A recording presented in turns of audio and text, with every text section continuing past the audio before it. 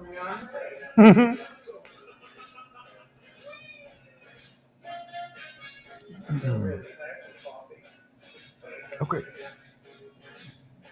Good.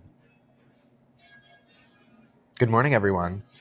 Hi, guys. It's Friday, April 29th, which means it's the last Friday of the third month of March. Or the 15th month of winter.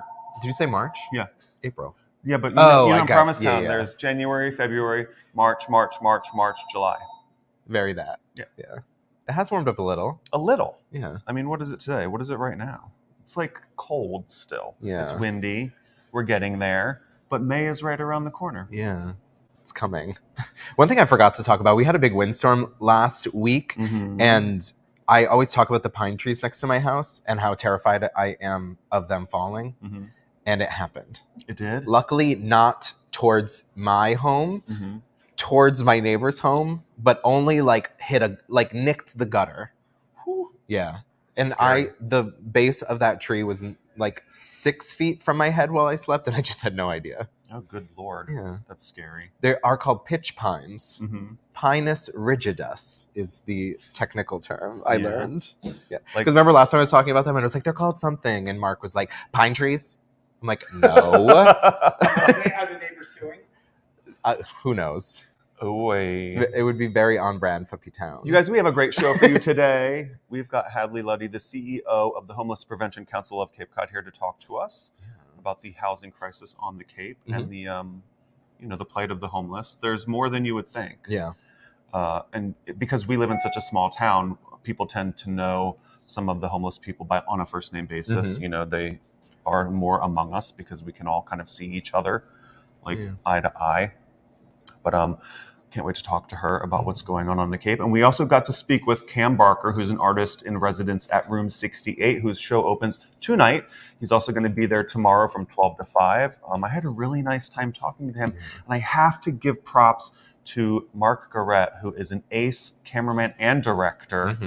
We walk into a space. We usually, when it was just you and me, we would set up a camera on a tripod. Mark's like, no, you're going to stand over here. I'm going to pan this way. Then you're going to walk over there. I'm going to follow you. You're going to walk around this post and watch him paint. And I was like, okay. Okay, great. Yeah, Sounds Mark great. is our show daddy. I love it. And I love you so much for it. Thank you. But we knew that. Yeah. I just want him with me all the time. Yeah. How was your week? It was really cute. It was a super busy weekend. I had the realization last Friday. I was like, okay, I start work in a week. And then I was like, but I work today, I work tomorrow. Then I have to go into work on Sunday. Then I work Monday. I was like, I thought I had a week, but it was like I had already started and I didn't realize it. Yeah, that week before you open is every day you're doing something. Yeah, and it's picking up in town like crazy. So I was at the brewery 2 days last week and they were wildly busy, which is great. I was talking to some friends who work at Victor's and they were like, we're doing July numbers since April 1st. Yeah. So buckle up, everybody. It's going to be that kind of year. Yeah. We opened the Red Inn last night. We did. Yeah. You tended bar. Yeah. Lots of friendly faces. Oh, yeah, everyone. There's like that front room. I looked and like every table had a restaurant owner at it. It was like Victor, Jonathan Hawkins, Ron Robin was Jimmy, there. Ron Robin, Audrey. Like every restaurant owner that could come was there. It was very, very nice to see everybody again. It's like family night. That first weekend is every night is family night. So thank you everybody that came to say hi to us. Yeah, we will be back today, you and I together. Today and tomorrow. Our first bartending shift of the year together. Yeah. And just so you know, you guys, the Red Inn has happy hour only Friday, Saturday, and Sunday until Memorial Day. It's 2 to 4:30. Remember, before the pandemic, it was 2:30 to 5. It has shifted. It's a little earlier. If you're wise, you'll come at 2 because people still think it starts at 2:30. So you kind of have your run of the place if you come at 2. Yeah, and last year, most of the season, there was the courtyard out front was packed with people waiting to get in. So. And I was really impressed last night by the staunch locals who got their drinks and went outside last night. Yeah. Because I was like, it's 42 degrees. But it's also been years since you were able to do that. That's true. During the pandemic, we had tables outside, and obviously it had to be very controlled. You had to be sat by a host. But outdoor, just hanging cocktails by the water is back.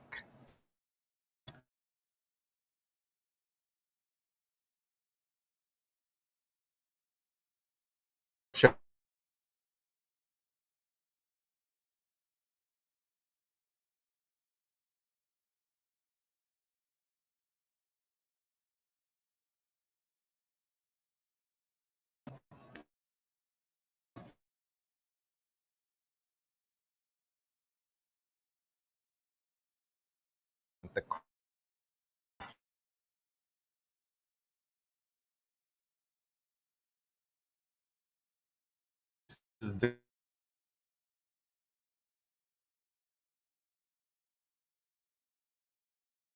That's great.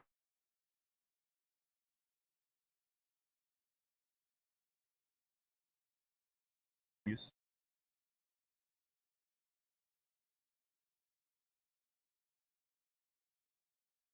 Best performers in this town are local performers, but I also had the realization during the run of this show that the best audience in this town are local audiences. It's true. Yeah, there was just like a varying amount of locals as opposed to tourists each night, and the ones that had more locals were just riotous and fun, and there was tons of energy. So thank you so much. The night that I went, it was completely sold out. Was that true for all 3 nights? No, that night show sold out, and the other 2 nights were like full, but Right. not so fully sold out. But when you do a great show Wednesday and Friday, you sell out on Saturday. Yeah, but congratulations to Mackenzie and Austin for putting together such an incredible show. Super proud to have been a part of it. I can't wait for this to become an annual thing. Totally. Because it's been a few years since Mackenzie first did that, right? Oh, yeah. I love that. I would love for that style of show where it's like, here's a theme, everyone do a number based on their own talent and the theme. It's just, it's so fun. You guys have done that with Valentine's Day before. Well, we just did like a Valentine's Day.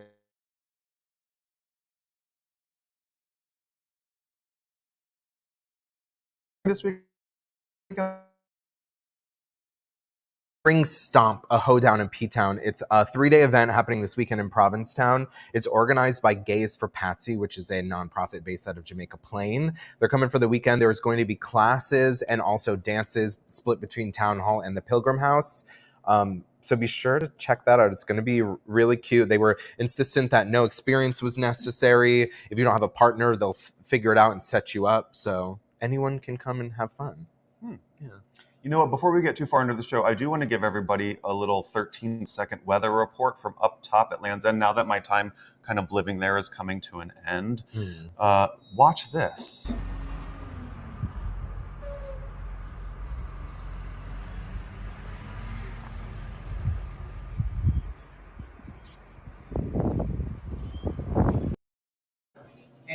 It's really nice to wake up there when it's so sunny and beautiful. Oh, yeah. But, Peter, I think the inn is full this weekend. He's been living there since March 31st, and he's finally like, I think it's time to go home. Yeah. And I was like, yay! Right.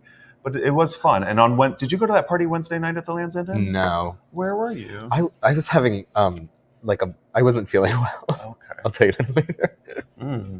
But it was Peter and Ed and Trevor threw sort of a spring party, welcoming their friends in the community to the Land's End, and a lot of people who had never been up there before, people that grew up here, like Beanie and Bree, who own the A House. They were like, we've lived here our whole lives, and it always felt like a very far away place that you couldn't just go to. So it was really nice for everybody to experience it together. And it was a really nice sort of throwback to those opening parties that we all used to do all the time. Like the patio has a big one. Hopefully they're doing it this year. The Red Inn used to do a big one. And people were like, oh, it was like the Red Inn opening party if only the people you liked came. People kept saying that. And I was like, oh, that's the feeling that we want to have. Just exclusionary. No, family and love. Family. Family exclusionary. No, but it was really nice. Yeah. But before that, on Sunday, we have to talk about that huge fire. Oh, right. For like a minute. Yeah, so there's a fire at the old Reliable property.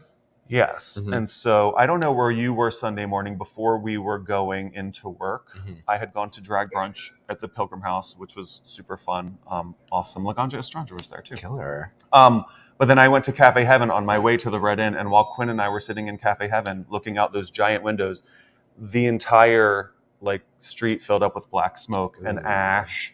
And we were like, what's going on? That's and we run out to the street, and you look down, and at that point, we couldn't tell where it was coming from. And I was like, oh God, not the Crown and Anchor again. Right. That was my first thought as well. That was my first thought. And I was like, luckily, it was the old Reliable Fish House again. Just kidding. Oh my God. But people were just running up and down the street, panicking, also running into the fire to help. I really admire anybody that ran toward the fire, because my emergency response is to stare agape at a problem. I was just like, I couldn't move. I was frozen. And then of course I had to go to work, and I was like, I didn't find out until later what had happened. But Right. thank you so much to our first responders in Provincetown, the Provincetown Fire Department, Mike Travato, our police chief. Mm-hmm. It was over almost as soon as it began. Yeah. Unfortunately, not a lot of tremendous damage to the neighboring properties. Yeah. But Ethan, our cameraman, was working at the canteen that day while it started. And I mean, that must have been pretty scary. Yeah. Like terrifying. But luckily, no injuries. The fire department or fire response came within 2 minutes, which is incredible, especially considering we do have a volunteer police force. So thank you so much. I don't think they're going to be able to determine what started it. They did report to the Independent that it suspected that it was a smoldering cigarette butt. It did start in one of the cars. I didn't know this, but apparently there's a section of that property that is, for all intents and purposes, a junkyard. Right. With 2 broken down cars amongst other debris. Cars that people were living in. Yeah, the Rob Anderson, who owns the neighboring property, the canteen, reported that he suspected people have been living in the 2 buildings and also the 2 cars. So, not great. Yeah, I'm surprised you are allowed to let a car rot 100 feet away from the ocean. That is surprising. I mean, it's unbelievable. Right. But, probably the only good thing to come from this episode is that the town is now taking steps to mitigate this problem. Yeah, it's a complicated issue because of the way the ownership of the property is right now. So this is the property that Christine Barker has proposed plans for a condos, restaurant, hotel space. The thing is, the sale is contingent upon the approval of her plans, which are being held up by a lawsuit at the moment. And she's been paying back taxes on the property since I think 2016. And the owner, the person who officially owns it, based on the article I read in the Independent, it said that they've been very unresponsive to requests to clean up the debris, have the building sealed, because there was a fire in 2016 and it was ordered by the town. After that, it was condemned and it was ordered that it be sealed and that they policed it so that people wouldn't use it to live. Right. And I think maybe it was sealed for a time, but it hadn't been for a while. Right. People break padlocks, people find a way in if they want to be in a place that's not being monitored. Right. But where do you go? I mean, if you are homeless, this is why I'm really excited to talk to Hadley later. What is someone supposed to do? We had the tent city on Route 6 for a while. I don't know if those people are still there. It's so freaking cold. No? Between Shank Painter and Conwell Street on the other side, this sort of marshy side, there was a tent city. You never saw that? No. When was that? Last year, 2 years ago. Wow, I did not know that. Yeah. And the people up Cape who run homeless shelters, they knew all of the people in there. And it's just, I don't know. It's a mess that I don't know enough about to really say a whole lot, but we're going to find out later. Yeah, and because of the ownership of the property being so complicated, it almost seems like it's no one's responsibility to figure it out. And you can't make somebody move into a shelter.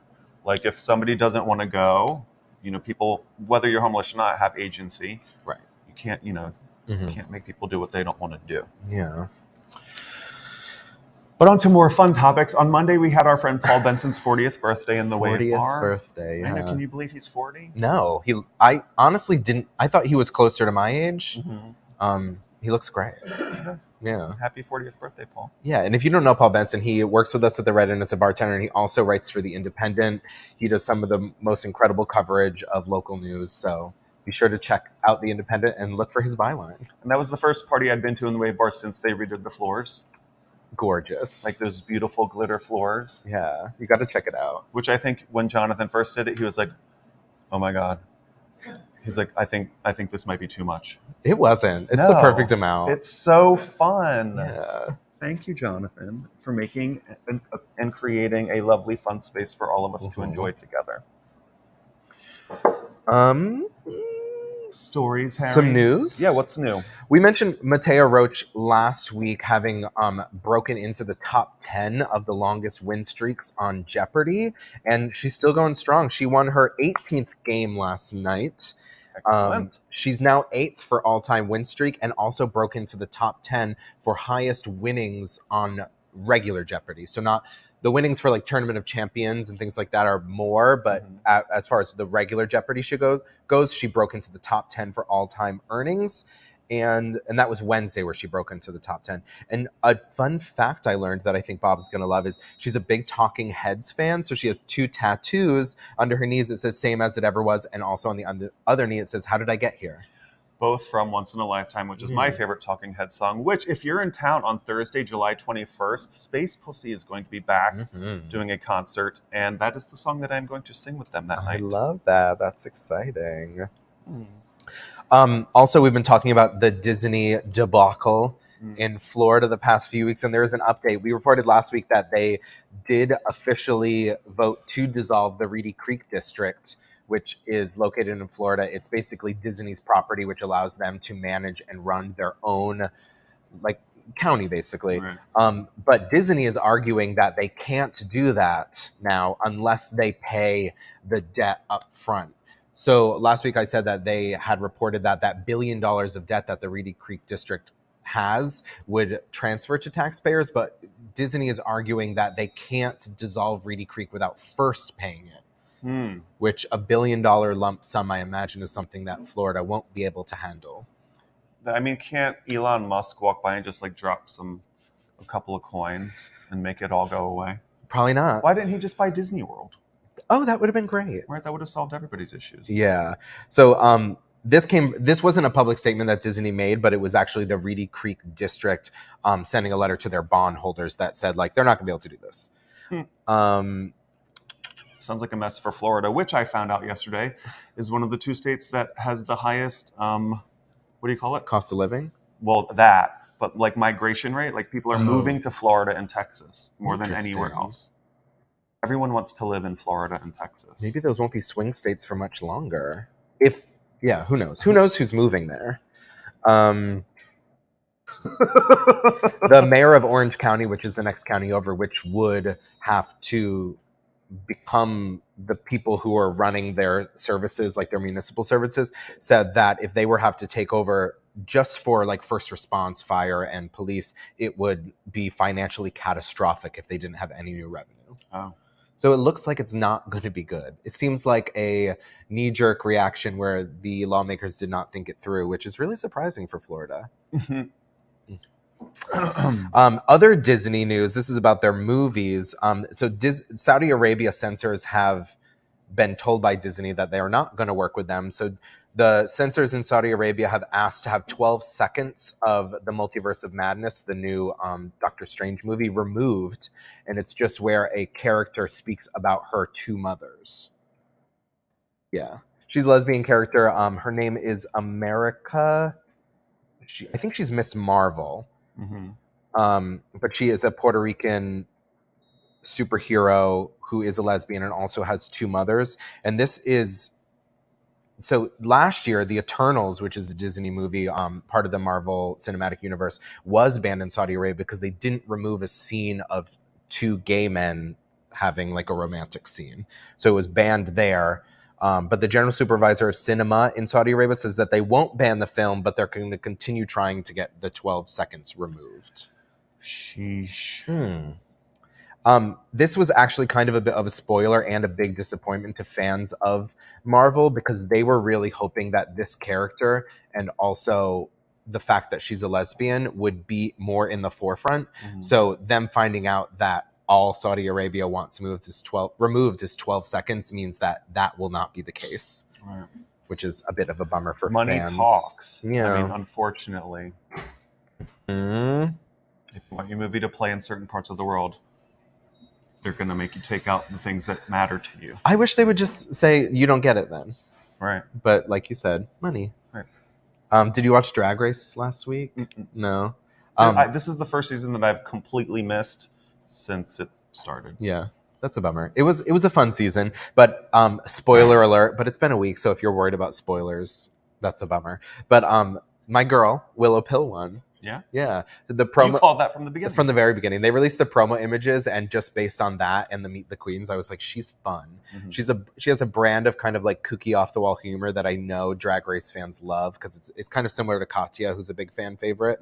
But Willow Pill won. She won $150,000, which is $50,000 more than the prize has been for the last like 10 seasons. And they also did a second place prize for $50,000, which went to Lady Camden, who I thought it was definitely between the two of them in my mind. They were both really incredible. But yeah, Willow Pill has a condition called cystinosis, which primarily affects her kidneys, but she has said that it affects kind of every function of her body. And it was really great to see her speak very candidly about the way that affects her drag and the way she has to work around her disability through her drag, but also the way her disability affects the way she like approaches the world and her drag, which it was really great seeing it. I mean, while we're on the topic of Drag Race, did you see who's coming to town on July 2nd? Oh my God, I did last night on Jonathan's Instagram story. So it just got announced that they're going to have Violet Chachki and Gottmik. They've been kind of pairing up lately. What's their show called? No Gorge or Gorge No, something like that. But they have a show together, but they're going to be in Provincetown on July 2nd. It's going to be a big show at Town Hall with Violet, Gottmik, Boomer Banks, Boy Radio, 7 local drag queens. So it's going to be a killer show. Tickets are not for sale yet, but follow only at the Crown on Instagram, and you'll be the first to hear when they're available. So make sure to scoop those up. That's going to be killer. That is going to be killer. Yeah, they're both like very much having a moment right now. It's going to be a really great summer for entertainment. Yeah. Are you excited for the Wicked movie? I was, until they said they were going to turn it into 2 movies. They're turning it into 2 movies. Boo. Thank you, boo. They did this to The Hobbit, and it just dragged on and on and on. It doesn't need to be 2 movies. I don't know. I imagine they're going to do the cut. So they announced this past Tuesday that it's going to be broken up into 2 movies. Act 1 is 1 movie, and Act 2 is another movie. Yeah, so the first movie will probably end with Defying Gravity. Okay, I mean, that's a great way to end Yeah. 1 of 2 movies. But you were like, no, if we get 2 great 2-hour movies out of this, that's going to be awesome. I'm like, will we get 2 great 2-hour Right. movies? I think we'll get 2 good 2-hour movies where we could have gotten 1 great 3-hour movie. That's just what I think. I mean, we don't know. It hasn't come out yet. Yeah. How long is the show? The show is 2 hours and 40 minutes, but if you've ever seen it, so much of the dialogue and transitions are very like Broadway musical theater style, where it's like they walk by each other, say one sentence, and that's the exposition, where they probably want to develop that more into More dialogue. traditional dialogue. Right. Yeah. I'm happy to be proven wrong. I will go to the first one in the theater with you, and if it's We'll see about the phenomenal, second I'll be one. like, I was wrong. I'm super excited because I'm a big Ariana Grande fan. She's going to be playing Galinda. Oh. Yeah, and Cynthia Erivo is going to be playing Elphaba, which I know vocally is going to be perfect, and I have no doubt that they have the acting chops. Ariana Grande plays that type of character very well, and also Cynthia Erivo has been nominated for Oscars, I think Emmys too. She was in a Stephen King adaptation that was really phenomenal a couple of years ago. I think it was called The Outsider. She was incredible in it. Yeah. But they're going to be released Christmas Day, both in 2024 and 2025. So it'll only be a year between. Okay. Mark is mad. He's just a big Wicked fan. A year apart. Yeah. They're just Christmas tentpole movie. Are they trying to get our money, or are they trying to make good films? Who knows? Hopefully both. Yeah. Other news, Elon Musk bought Twitter this week. For a paltry $44 million. Yeah. A little more than twice what experts say it would take to cure homelessness in America. Yeah. For $20 billion, there could be no homeless people. It's just such a bummer with someone who has so much power because of the money they have. And Twitter, it has become a function of free speech in America, I feel. Because so many people are on it, so many people use it as a way to speak to people, and censoring people on that or not censoring people on that has really big effects. And people are thinking that once Elon Musk comes into power, he might do things like bring Trump back on it, which we've seen how horrible that is. Do you use Twitter? Not really. I mean, I use it, but like not the way it's intended. For porn is what you're saying. Yeah. Okay. but there's been so many things it's a lot of people are arguing that he's not going to do anything good when it comes to Twitter because he has not that soccer team got stuck in that cave and he said he was going to he said he was going to fund their rescue efforts, didn't. He said he was going to fix the water crisis in Flint, Michigan, and then just didn't. The UN released a study said that it would cost $6 billion to cure world hunger. And he's like, that's crazy. If you put together a plan to say that it would only cost $6 billion to cure world hunger, I'll give you the $6 billion. And they were like, okay, great. Here's the plan. And then he was like, just kidding. I'm not going to do that. And there's also been examples of the way he's been punitive towards critics of him. So the fact that it seems like he's trying to buy Twitter to create an environment in which he is not able to be criticized. Someone wrote a blog post criticizing him and he found their order for a Tesla and canceled it. So like, exactly. He's like a petulant child is now going to be running Twitter. It's such a cesspool already. Like, Yeah. I only go to Twitter if I want to make myself angry. That's community space for me. Yeah. Yeah. No, it's like people are just like people that don't know each other fighting about things that they have no control over. And I'm like, you guys are wasting your time and energy directing all this at each other. Mm-hmm. Like, I just read a study where if your yearly income is less than $150,000, you have absolutely no political power. None. Yeah, zero. Wow.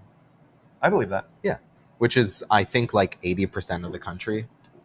Oh, yeah. Let's do this real fast.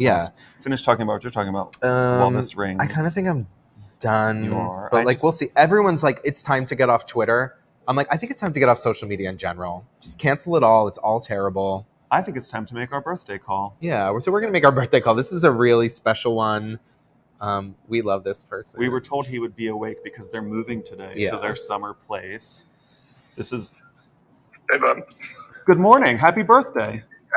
Thank you very much. How you doing? I'm doing really well. We're sitting in your bar, Yes. calling you on the show to wish you a happy birthday, Mr. Chris Hartley, the owner of the Provincetown Brewing Company. Happy birthday, That's Chris. very, thank you, boy. I appreciate it. Are you guys in the middle of moving? Yes, we are. How fun. So today's the campsite build out, and then we move tomorrow morning. So. Excellent. Well, we want you to have a great birthday. We love you very much. Thank you for everything that you do for us and the community. Of course. Thank you, guys. Love you. Give Chris and Brewski a hug for me, too. We will. I will. All right. Bye, Chris. Bye. Bing! Yeah, so stop in the brewery sometime this weekend. Maybe you'll run into Chris. You can give him a big birthday hug and cheers with a spilt tea. Mm-hmm. Yeah. Do I have anything else? I have a couple of more points. Oh, great. This is something that happened this week that we forgot to mention. We had our interview with Provincetown Magazine. We did. We got to sit down with Steve DeRoche. Our interview is going to be in the next issue of the magazine, which comes out very soon. Yeah. That was really fun. It was so fun. I mean, it was half an interview and half like gossip. Like this is off the record. Yeah, the amount of times off the record and cone of silence were said was pretty staggering. Yeah. But thank you, Steve, for having us. We can't wait to see that. It was so much fun. And also one more thing. P. Towney has released the results of their readers poll. No way. So they have 40,000 readers and followers.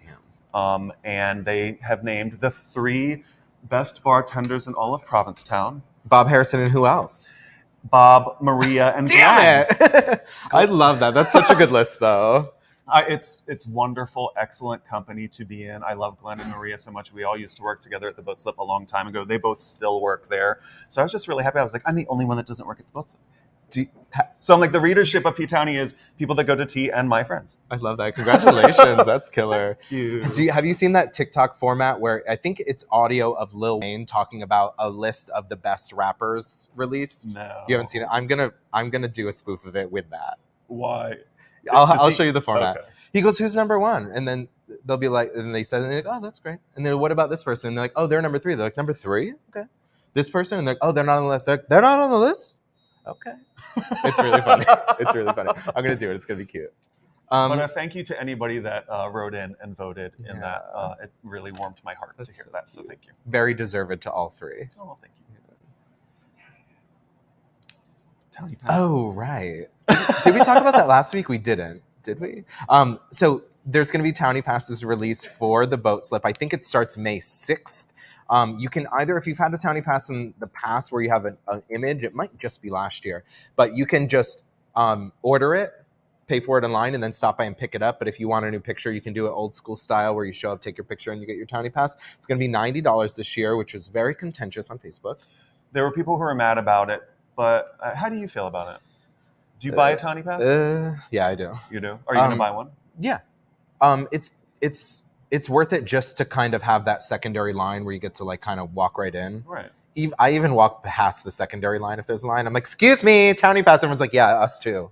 I'm like, bummer. No, that happened to me once too. Right.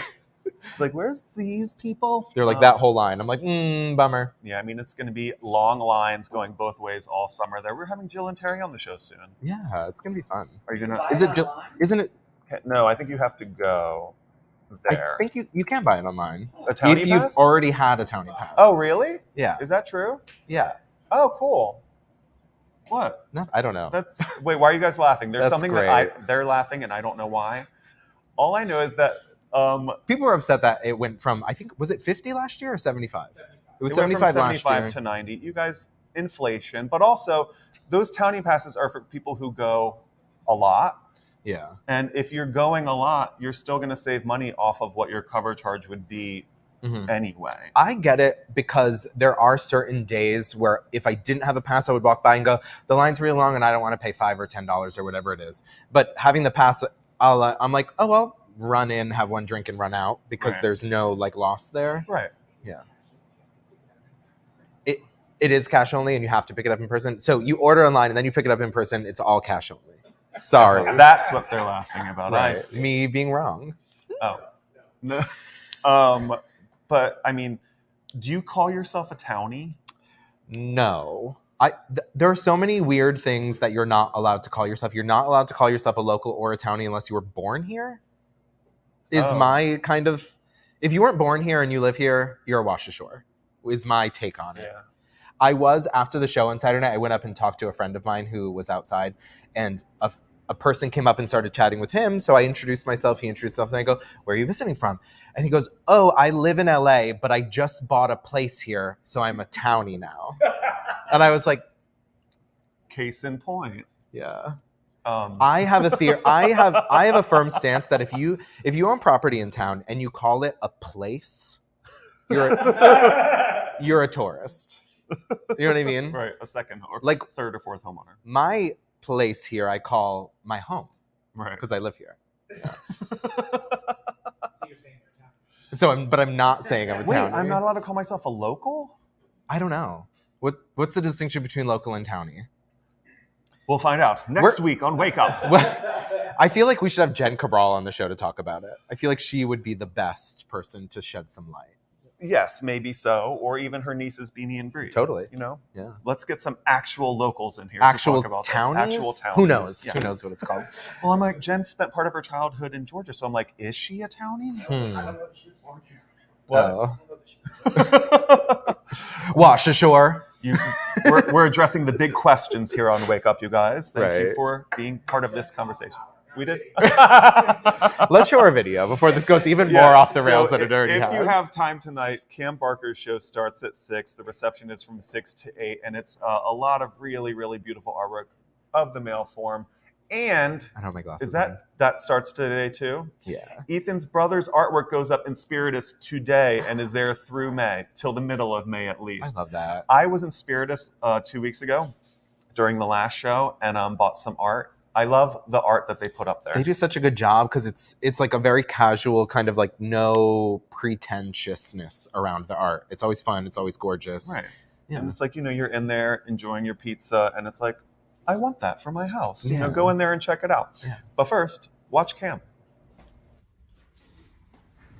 Good morning, everybody. I'm here in room 68 with Cam Barker, who's one of 2 artists in residence here at the gallery, whose show Refolding is opening tonight, Friday, April 29th. Cam, thanks for making some time for us. Thank you so much for stopping by. I'm so excited. And you're a Boston-based artist. Yes, for now, and then we're moving to Brooklyn. Is this your first show in Provincetown? It is not. This is actually my second show, actually at Room 68. I previously had another show here, and Brett and Eric had me back for a second go. And can you tell me a little bit about the art and why it's called Refolding? Absolutely, yeah. So try to keep it as concise as possible. I had looked into one of Gilles Deleuze's lectures about the Baroque and its connection to folds, and just thought it was interesting, put it off to the side, and then a friend of mine suggested I revisit it, especially looking at the work I was making most recently. And it was all about this idea of like ourselves as an amalgamation of retouching, right? How we reflect back on ourselves, how we reflect back on what we were and our responses back into those pasts to create presence, and I think maybe more importantly, futures. And especially what's happening throughout the United States in terms of bills and legislation, especially for young queer people, young trans people, not being able to exist as they are. I just immediately thought back to my own self and my immediate connection to shame in my queerness. And now looking back at myself, it feels like a different human being, but I think that to be able to refold back into my past self and almost find like this caress and this love and this reflection of, I'm so appreciative that I was able to have the people in my life that allowed for me to even refold into that self, to revisit that self and look at it as a past and not a present. And so for me, it's more about thinking about how I can offer imagery, how I can offer connections and queer touch that is about empowerment and neutrality and beauty and just touch. And how are you finding Provincetown? I love it here. Oh my god, this is like gay Disneyland. It's just like the best. It's so relaxing. I've never been here at this time, so it just feels Nice like and peaceful, right? a really beautiful rest, you know, and to be able to just have my work and then go step outside and be on the beach. It's like a dream come true. I don't think I could ask for anything better. And are you ready for tonight's show? I am ready as I'll ever be. How many pieces you got? I have, let's see, should we go over here? I have about 15-ish. Numbers have never been my thing, so it might not be that, but we're at a good amount. I'm pretty happy with the amount that I was able to accomplish in 2 weeks. Yeah. And these are drawings or paintings. How are you making these come to life? Yeah, so these are drawings. All of these are graphite, and then the smaller pieces are platinum point. And so the graphite pieces are on a marble dust ground, so you can even touch the side, and it mimics like the same grit as paper. And so it allows for me to just get like way A-type on the amount of layers of graphite that I can apply, and it won't crush it. So it really allows for a depth that I think is just really soft and luxurious and touchy, you know? It's I was gonna say very tactile. Absolutely. And what I love what you've done, because you know we're all, especially in Provincetown, familiar with artists who concentrate on the male form. For sure. And I think you're taking a really unique look at it all. Thank you. I mean, that's really special to me. We're gonna zoom in on that one. You don't have to show it to them yet. I mean. And this one's not done yet, right? No, so a few of them are in progress right now, but they'll be finished for the show for sure. Do you want to give it a couple of strokes? Absolutely, yeah. So I can show you my process and just working with especially different graphite things. Most of them are bought, most of them are just found. And so being able to really think about how I can develop the different values, and especially something like hair, a lot of people think of it as one singular thing, but really, especially thinking of hair as like a softness, as a texture, really does allow for everything to merge back into itself. And at this point, it remains a singular mark, but then if you're able to kind of reintroduce it to all its other friends, it gives it a reconnection. It gives it something that it can exist with, and it's not just so singularly odd. It's not so singularly raw. And you said these darker ones are a completely different form of art. Yeah, so they are a different drawing process, and so a lot of us can connect drawing with graphite and pencils, right? It's just the most accessible to us. However, that was not always the case, you know? And so a lot of times, especially when we're looking at like Durer and Flemish artists, a very typical, and even like Leonardo da Vinci, right? All of our very favorite white masters,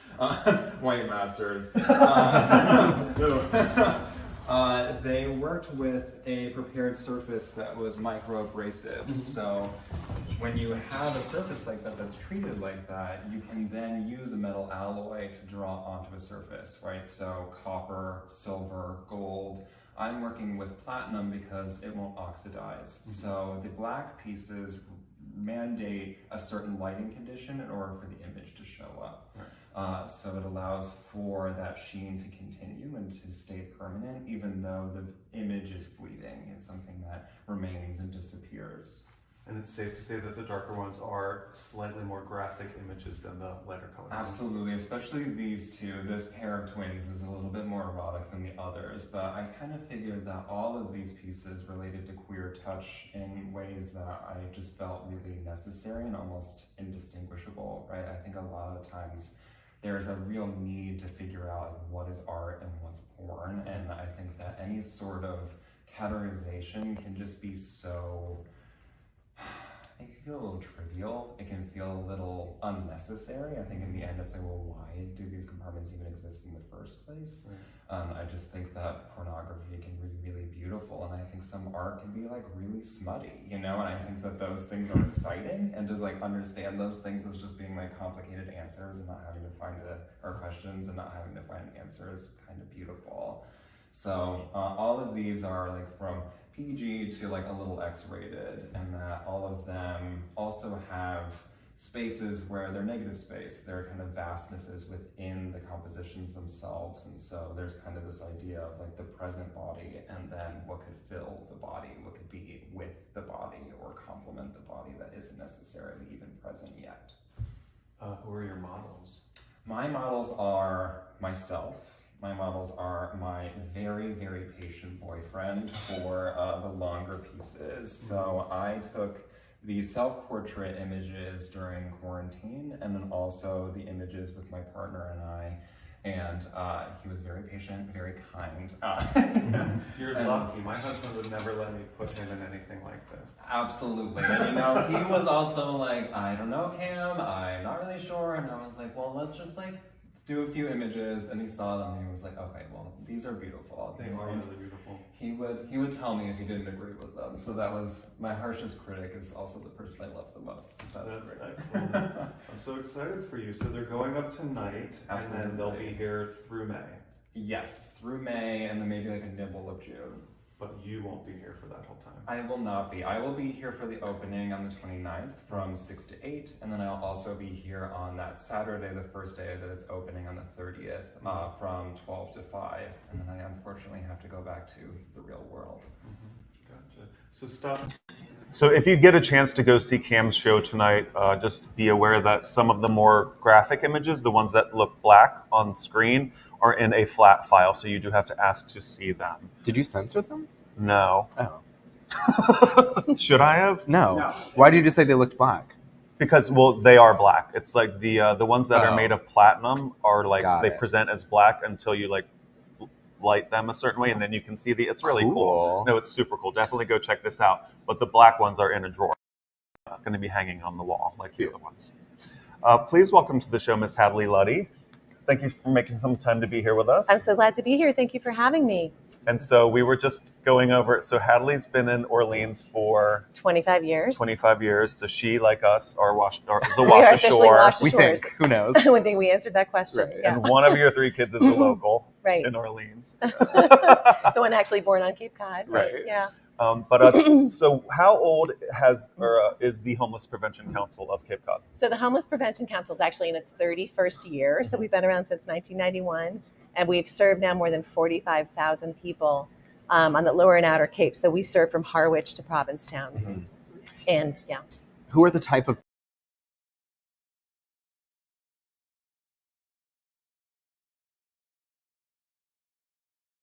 10% at any time of our client base might be chronically homeless. But really the majority of people that we're serving are low to moderate income, and in some cases even higher moderate income folks that are now coming to us who are financially unstable or unstably housed. And that's the kind of person that we're talking about, coworkers of ours who have a good job, have been in the same apartment for 20 years, but for whatever reason, they're about to lose it. What can they do next? So what we would really love people to do is to reach out to the dedicated Provincetown Community Support Liaison. So the town of Provincetown has a dedicated case manager, Mackenzie Perry, who is sitting at the office that we have on Champaigner Road at the Methodist Church. And she's got office hours that I know are going to be run during the show here, so people will see. But Mackenzie is here full time to be available to Provincetown residents to really proactively address issues relative to housing, financial stability, referrals for mental health or substance use disorders. She's really there to provide any kind of personalized case management support to help local residents in need. And we're really hoping to get the message across that people reach out to Mackenzie sooner rather than later. Our name in some ways is kind of misleading because you see the word homeless and you think that you must be homeless to call us. We're really in the prevention business. Great. And so we want people never to hesitate, even if you've got an inkling that you think you're going to lose your rental at some point. If you don't have a permanent, stable housing plan, you should be in touch with Mackenzie to get connected with some resources. Right. How do you, the housing problem feels the worst it's ever been right now. Does it feel the same way from your end? Oh, it's really past the tipping point. I would say that, it's really important to know that from our perspective, the pandemic just put us way over the edge in terms of the number of clients that we're seeing. For example, we've seen a 65% increase since 2019 in the number of people that we serve. So last year we served 2,700 people. That is an enormous number of people in this very seasonal, small community. So we've seen really the pandemic put us into a situation where any housing that was available, even though we thought initially that there might be more rental housing created because people might not travel, it was actually the polar opposite. And everybody decided they should travel and travel here. Right. So Barnstable County was actually the fourth most moved to location in the country. It felt like it. It's data-based. I mean, it's really true. So what we have seen is, as we all know, our real estate prices have just skyrocketed. But any available rentals that were available either year-round or for winter rentals have really disappeared. Right. Everyone wants to live here. Who can blame them, right? We know how great it is.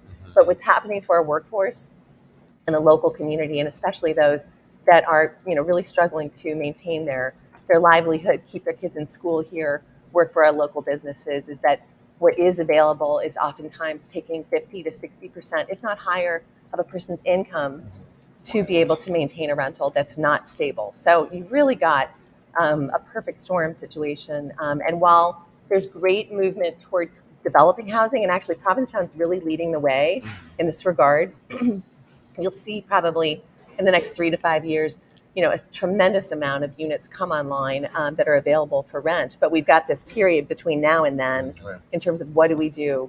And it's a combination of the prevention support and services that people should be reaching out to HPC for to help us get you connected with supports. But then also really looking from the housing development end in the short term about how local residents can be a part of creating solutions. Right.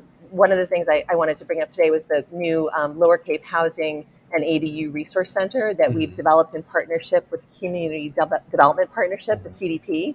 And this was funded by representatives, or helped with the advocacy of Representative Sarah Peak through ARPA funding. So we've created this new resource, which is one way. I encourage people to look at that website to see how they can be involved in developing rentals in the near term to help us really get through this crisis. Right. Does the homeless issue happen more at the beginning of a season or at the end?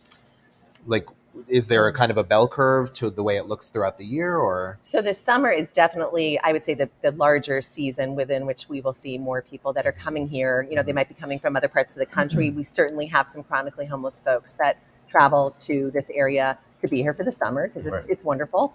But it kind of ebbs and flows. It really depends on the circumstances. But we really try to do everything we can, especially in the winter. I will say there's a lot of efforts, whether it's a partnership with the Duffy Health Center program has something called In From the Streets, where during the very, very cold days and nights, we really work to partner with local hotel and motel owners to find places for the chronically homeless to go for a night or two. Because as you pointed out earlier, the only homeless shelter we have on the Cape is in Hyannis, St. Joseph's Shelter. And oftentimes, and especially during the pandemic, not only were the numbers restricted, but it was oftentimes at capacity. So it really leaves us with a limited number of options for those folks that are chronically homeless. And one of the things that Mackenzie does in her work and in partnering with other organizations is to make sure that the folks that are chronically homeless and oftentimes choosing to be so are supported, and we make sure and check in with them to make sure they've got the resources that they need and access to food and all of that. So. And some of the friends that I have who are about to lose their apartments because they've lived here so long, they have this sort of like shame about what's happening to them. Like, right.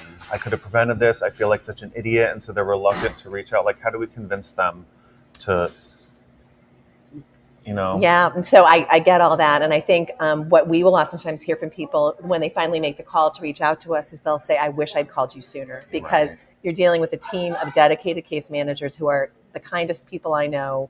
No one is judging anyone's situation. We all know what the circumstances are right now around housing and financial stability. So there is no shame in reaching out at all. In fact, we want you to reach out because we need to know how we can connect with you, how we can set up some support services. A lot of folks, for example, are eligible for fuel assistance, just as one example, where if people reached out to us, especially when the winter was coming on us and they're paying a really high rent to try to maintain their housing, we can connect them with resources that might offset significantly that expense over the winter. That's another connection to housing stability that I think people really should be thinking about. So please reach out. Please call Mackenzie. Please, look at our website and get involved and get connected. You were saying it's like it's never too early to reach out, and it's also like even if you have an inkling of the fact that like you might be losing housing in the future, like get on it now. Let's figure it out. Right, absolutely. And especially with the housing that is being developed, I encourage people to reach out because you'll want to really be watching as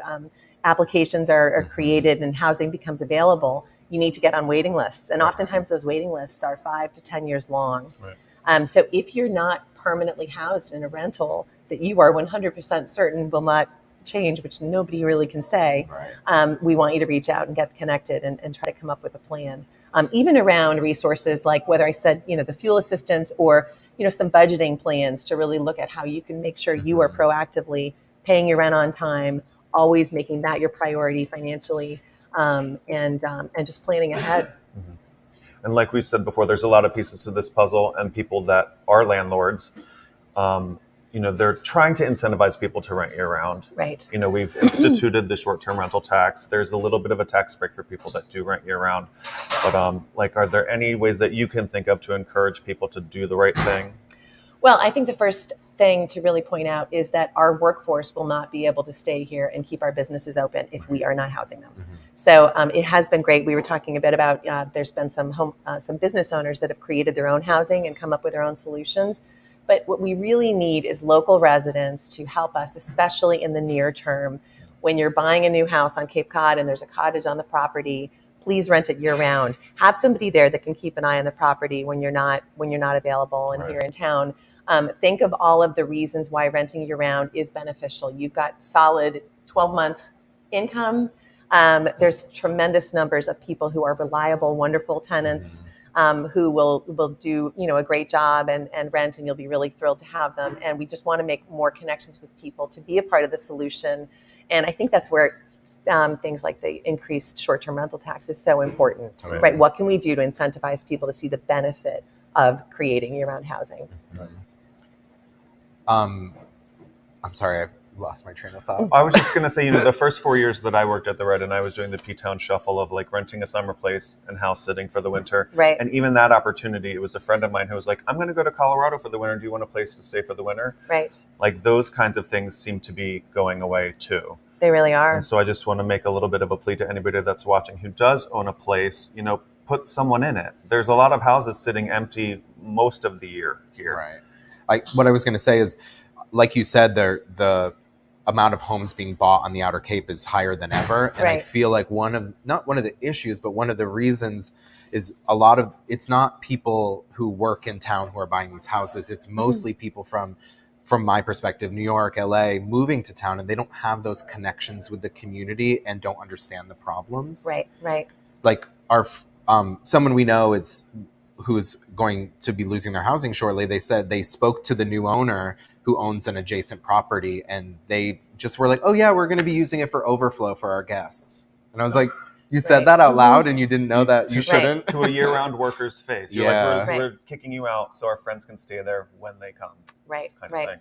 So that's why these conversations are so important. And I know, at HPC, we've focused so much more in the last year in particular on the advocacy end, because generally we really focused on housing stabilization, provided the case management, didn't have to worry as much about at least being able to even find a winter rental for people. Those are also just basically gone. Right. So I think it's a matter of educating people that are moving into the community, having realtors help us, for example, get that message across, making sure that the workforce voices are really heard, and that people know that it's people like you and me that are literally not going to be able to stay here and keep our businesses open. Right. And every time you hear somebody gripe about the coffee shop closing at 2:00 or not being able to get a table at the restaurant because of capacity or not being open the nights that they needed to be open, it's a direct connection back to the workforce. And I think we've just got to keep making that tie into housing. Again, I really encourage people to take a look at our website and a lot of the information that's available, and then look at lowercapehousing.org and get involved in learning about accessory dwelling units. We've got some terrific incentives that will be available for people to develop accessory dwelling units. We have benefits like Homeless Prevention Council actually provides resident services for affordable housing providers. And it's a really proven model of case management support that keeps people getting into difficulty or not paying their rent or having other issues maintain their housing. We kind of go in as a go-between to some degree and work on helping the tenant maintain their housing. We're going to offer that to everyone creating housing through this resource center that I've mentioned. So we want to say to landlords or prospective landlords, we're here to help you. We will make sure that the tenant that you bring into your unit is supported and stably housed and help you make this a success. So, because I think that's part of the hesitancy sometimes too is, are they really financially stable? Are they able to pay the rent in the off season? Just general concerns. And I think most of the time they're really not factual. We see some terrific people that really just need year-round, stable, reasonably priced housing. Yeah. Oof. Yeah. Thank you so much for taking some time to be here to talk about this, because as a mere wash ashore, I can tell you that this is the most important thing facing our community. It is. And it's going to take all of us to sort of try to fix it. It sure will. I'd love to just put in one quick plug for our 4th annual Walk for Home. Actually, we'll be here in Provincetown on Saturday, June 11th. This year, we are walking for our workforce for the very reason that we want to really get businesses and local people involved in seeing the fact that it's our workforce that sustains our communities. So we'd love people to get involved. It's easy to sign up or join a team. So I hope you look at our website and check it out. So Saturday, June 11th. Saturday, June 11th. Yeah. Awesome. We'll see you there. So nice to be here with you guys. Thank you so much. Thank you to all our viewers and all our sponsors. Be Well Cannabis, The Red Inn, Crown and Anchor, Provincetown Brewing Company, Project Valor Sailing, Adam Howard Metal Workshop, and Cafe Heaven. Perfect. Thank you guys so much for waking up in Provincetown. Wherever you are. We'll see you next Friday. Week.